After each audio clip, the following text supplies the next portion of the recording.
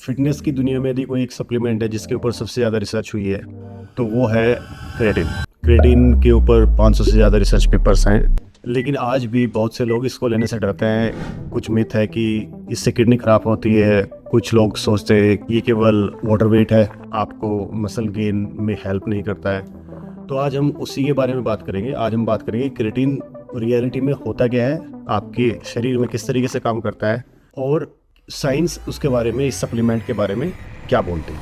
पिछले 20 से 30 साल के बीच में जो रिसर्च हुई है उससे ये पता चला है कि यदि आप क्रेटिन का सप्लीमेंट लेते हैं तो आपकी परफॉर्मेंस 5 से 15% तक एनहांस हो जाती है। और उसका सिंपल से रीज़न यही है कि फॉस्फोक्रेटिन आपकी एटीपी बैटरी को चार्ज करता रहता है। सबसे पहले हम समझते हैं creatine in the form of supplement लेते हैं तो वो किस तरीके से आपकी मसल्स में जाता है और किस तरीके से एनर्जी प्रोडक्शन में हेल्प करता है। तो जैसे ही आपने क्रेटिन का सप्लीमेंट लिया, वो डिजोल्व हुआ आपके स्टमक में, आपके स्मॉल इंटेस्टाइन में एब्जॉर्ब हुआ, ब्लड स्ट्रीम में गया, ब्लड स्ट्रीम से आपकी स्केलेटल मसल में जाता है। मसल में ले जाने के लिए एक ट्रांसपोर्टर का यूज होता है, तो बोलते हैं क्रेट। सो क्रेटिन को क्रेट लेके गया और जाके आपके मसल्स में उसने उसको रख दिया। अभी फिर क्या होता है कि इसमें एक मॉलिक्यूल होता है जो आपके क्रेटिन को फॉस्फेट के साथ अटैच कर देता है, सो दैट आपका जो क्रेटिन है वो फॉस्फोक्रेटिन बन जाए। जो एंजाइम आपके सेल के अंदर रहता है जो आपके क्रेटिन को फॉस्फोक्रेटिन बनाता है, उसका नाम रहता है creatine kinase.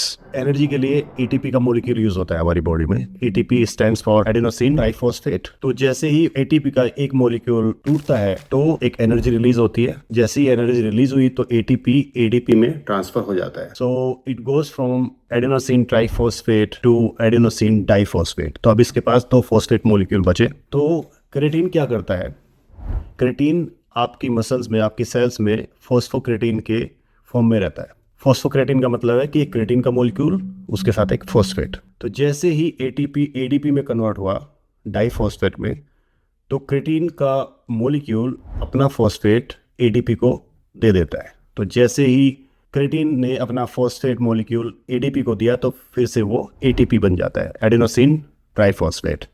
It means your battery has recharge from ADP to ATP, और वो एटीपी फिर से आपको एनर्जी प्रोवाइड कर सकता है। तो ये है क्रेटिन का फंक्शन। अभी आते हैं हम एक साइंस के बारे में कि साइंस क्या बोलती है। तो मैं अभी आपको कुछ रिसर्च पेपर्स के बारे में बात करूंगा। हर्ट्समैन ने एक 1996 में एक रिसर्च की और इस रिसर्च ने ये साबित किया कि 5 ग्राम की डेली डोज से मसल्स पूरी तरह सैचुरेट हो जाता है।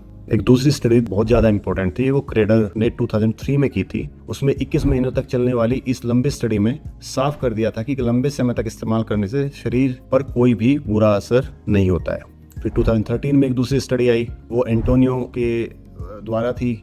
इस स्टडी ने सुझाव दिया कि वर्कआउट के बाद क्रेटिन लेना मसल्स के लिए थोड़ा ज़्यादा फायदेमंद होता है। तो आप जैसे आप वर्कआउट करते हैं तो उसके एकदम बाद आप क्रेटिन लेंगे तो उससे ज़्यादा फायदा होता है।